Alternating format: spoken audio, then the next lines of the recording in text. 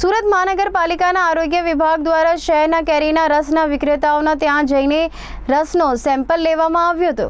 નમસ્કાર, આ આરોગ્યપ્રદ સુરત શહેર હંમેશા રહ્યું છે અને સુરત શહેરની સુરત મ્યુનિસિપલ કોર્પોરેશન દ્વારા દરેક સિઝને અને સિઝનલ પ્રમાણે જે વસ્તુ ચાલતી હોય છે એ ફ્રૂટ હોય કે આરોગ્ય મીઠાઈ હોય એ લોકો સુરતી લાલાઓને અને આજુબાજુના વિસ્તારના લોકોને આરોગ્યપ્રદ મળી રહે તે હેતુથી સુરતના મહાનગરપાલિકાના આરોગ્ય વિભાગ દ્વારા દરેક સિઝનમાં વિવિધ પ્રકારની ચકાસણી જે છે એ કરવામાં આવતી હોય છે।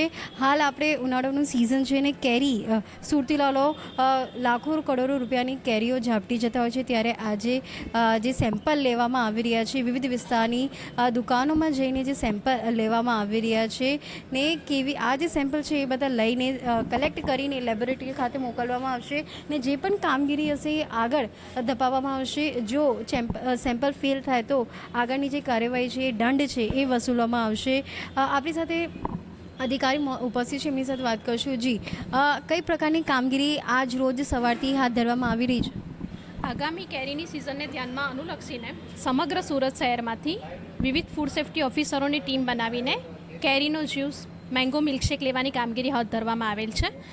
હવે આ લીધેલ નમૂનાઓને લેબોરેટરીમાં પૃથ્થકરણ સારું મોકલવામાં આવશે અને જો એમાં કંઈ જણાશે, જો એ ફૂડ સેફ્ટી એન્ડ સ્ટાન્ડર્ડ ઓથોરિટીના ધારાધોરણ મુજબના નહીં હોય તો તેમની આગળ એડ્યુડિકેટિંગમાં કાર્યવાહી કરવામાં આવશે।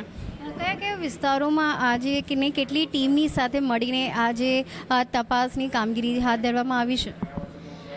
આજે લગભગ 13 જેટલી ટીમ બનાવેલી છે અને કતારગામ, વરાછા, અઠવા, રાંદેર એવા સમગ્ર સુરત શહેરમાં આ કામગીરી હાથ ધરવામાં આવેલ છે।